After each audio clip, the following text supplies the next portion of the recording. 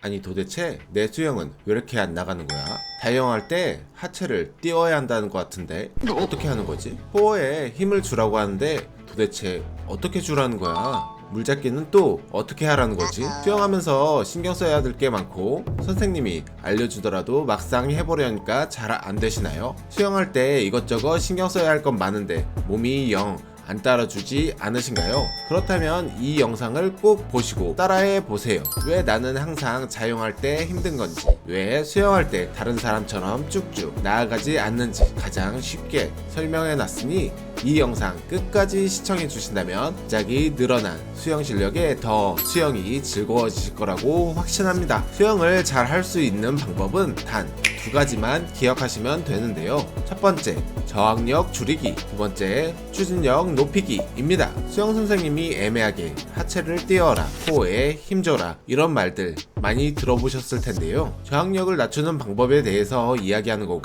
특히 초중급자 분들, 때론 고급반까지도 이 저항력을 낮추지 못해 수영이 힘들어지고 쉽게 나아가지 않는 것이죠. 저항력을 낮추는 가장 좋은 방법은 힙판을 잡고 발차기 하는 연습인데요. 흔히 발차기 적금을 들라는 말 들어보셨을 거예요. 그래서 대부분 수영하시는 분들이 이 킥판 발차기를 추진력을 위한 연습이라고만 착각하고 계시는데요. 하지만 사실 킥판 발차기는 수영할 때 가장 중요한 코어에 힘을 주고 하체를 띄어서 나가는 기본 자세를 익히는데 가장 효율적인 방법이라는 거 알고 계셨나요? 그래서 이 킥판 발차기 연습을 많이 하라고 하는 건데요. 정확한 킥판 발차기 연습 방법은 킥판 끝을 잡고 몸을 곧게 띄어 발차기 하면 됩니다. 이때 꼭 가슴을 살짝 눌러주면서 견갑골을 늘려 킥판을 멀리 보내주려는 자세를 취하는 겁니다. 그리고 동시에 엉덩이를 수면 위로 띄우려고 하면 배가 활처럼 늘어나면서 코어에 힘이 들어가는데요. 이게 바로 흔히 선생님들이 코어에 힘을 주라고 얘기하는 자세인 것이죠. 항상 수영할 때 이 자세가 나오도록 팔은 멀리 보내려고 노력하고 엉덩이는 띄어서 활처럼 배를 늘려 코어에 힘을 주려고 노력해보세요. 이 자세가 바로 저항을 최소화하는 수영의 기본 자세이므로 꼭 반복해서 연습해주세요. 혹시 이렇게 연습했는데도 하체가 계속 가라앉는다고요? 그렇다면 이렇게 머리를 들고 수영하고 있을 확률이 높은데요. 머리와 하체는 시소처럼 연결되어 있기 때문에 머리가 들리면 하체가 가라앉아 모든 저항을 다 받게 되기 때문에 앞으로 나아가기 힘들 수밖에 없습니다. 시선은 반드시 45도 대각선 방향 아래로 내려서 머리를 수면 아래로 살짝 가라앉히면 엉덩이가 떠오를 수 있는데요. 이렇게 45도 아래로 내려도 코어에 힘이 부족하거나 근육량이 많아서 엉덩이가 잘 안 떠오르신 분들은 시선을 더 아래 방향으로 내려 수영장 바닥 쪽으로 두며 수영하면 엉덩이가 수면 위로 띄어지는 게 느껴지게 됩니다. 이렇게 수영하시다가 점차 대각선 아래 방향을 보고 수영해 보세요. 이렇게 대각선 아래 방향을 보면서 머리를 수면 위를 유지하고 배를 활처럼 늘려 코어에 힘을 준 상태를 유지하면서 나아가신다면 저항감 없이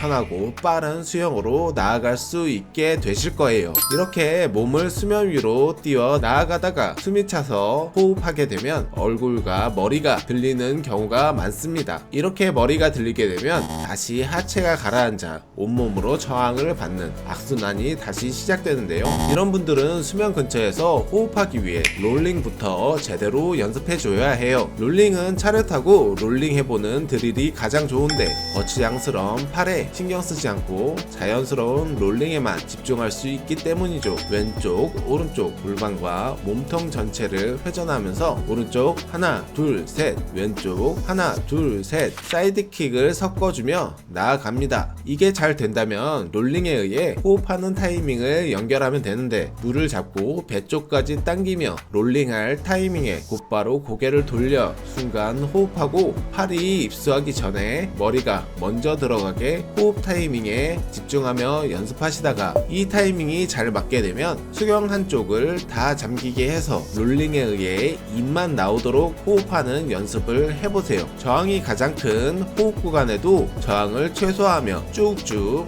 나아갈 수 있게 됩니다. 이제 저항을 최소화하며 편하게 나아갈 수 있지만 속도가 잘 안 나서 자꾸 뒷사람이 발을 터치해서 기분 나쁘시진 않으셨나요? 빠르게 나아가지 않아서 앞사람과 거리가 점점 벌어져서 불안하신 적 있으시죠? 이제 저항을 최소한으로 낮췄다면 다음 단계인 추진력을 발생할 수 있는 물잡기와 채찍처럼 쭉쭉 차 나아갈 수 있는 발차기를 할 줄 알아야 하는데요. 혹시 여러분은 수영할 때 등 근육을 써야 잘 나간다는 말 들어보셨나요? 많은 분들이 자유형 팔 돌리기 할 때 팔만 사용하기 때문에 팔꿈치가 굽혀져 어깨만 아프고 잘 나아가지 않는데요. 이렇게 팔꿈치를 세운 하이엘보로 물을 잡아서 손바닥과 팔등 삼두까지 물의 저항감을 느끼며 묵직하게 물을 잡고 밀어내야 추진력 있게 나아갈 수 있습니다. 이게 하이엘보 캐치라는 동작인데요. 집에 이런 큰 공이 있다면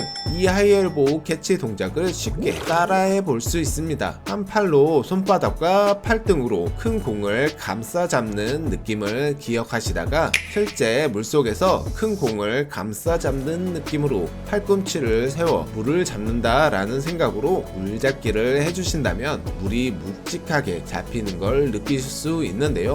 물의 특성상 손바닥 방향이 내가 가려는 방향 반대 방향에 있어야 내 몸에 추진력을 주며 나아갈 수 있기 때문에 빠르게 손바닥 방향을 뒤쪽 방향으로 돌리려면 하이엘보 캐치를 해야 빠르게 쭉쭉 나아갈 수 있습니다. 더 이상 이렇게 손바닥을 세워 물의 특성을 거스르거나 손과 팔을 아래로 눌러 추진력에 브레이크가 걸리지 않게 해주세요. 내일부턴 반드시 손이 어깨 넓이까지 입수하면 큰 공을 말아쥐듯 손바닥에서부터 팔등까지 물을 묵직하게 잡고 롤링하여 삼두근까지 물이 느껴지게끔 쭉 밀어 나아가 보세요. 이전과는 다른 엄청난 추진력 향상이 느껴지실 수 있으실 거예요. 여러분은 수영 선수들의 단거리 경기를 보면 어떤 걸 눈여겨 보시나요? 저는 항상 발차기의 힘과 박자를 눈여겨 보는데요. 특히 자유형 단거리 경기를 보면 일정한 박자로 차 나아가며 물보라가 정말 많이 치는 걸 느끼실 수 있으실 거예요. 이런 선수들의 영상을 보고 많은 수영 초보자분들은 물장구가 많이 치며 나아가야 빠르게 나아갈 수 있다고 착각하기 때문에 수면 위로 발이 과도하게 나와서 물을 끊어 차곤 하시는데요.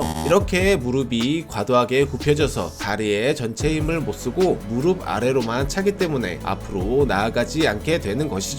발차기 할 땐 꼭 엉덩이 힘으로 허벅지를 움직여 발목 스냅으로 차 나아가야 하는데요. 무릎은 최소한으로만 굽혀 발등을 쭉 편 상태로 허벅지 움직임에 움직임을 줘서 책짓처럼 스냅을 주며 쭉쭉 눌러 차 나아가야 합니다. 이때 더욱 추진력을 주기 위한 꿀팁은 발목의 면적을 최대한 넓혀서 차기 위해 안짱 다리로 만들어 복숭아뼈 쪽으로 눌러 찬다 라고 생각하면서 발등의 면적을 최대한으로 하여 많은 양의 물을 눌러 차려고 해보세요. 발차기의 추진력이 더욱 향상되는 걸 느끼실 수 있으실 거예요. 이 자유형 발차기 연습할 땐 꼭 발이 수면 위로 많이 올라오게 끊어 차지 말고 다리 진폭은 작게 50cm 정도로 유지하면서 하나 둘 셋 하나 둘 셋 일정한 박자로 자유형 6비트 킥을 차 나아가 주세요. 전과 다르게 발차기를 힘있게 차지 않았는데도 빠르게 쭉쭉 나아가는 신기한 경험을 하게 되실 겁니다. 자, 이렇게 자유형의 기본 파트인 저항력을 낮추는 방법과 고급 파트인 추진력을 높이는 방법에 대해서 알아보았는데요.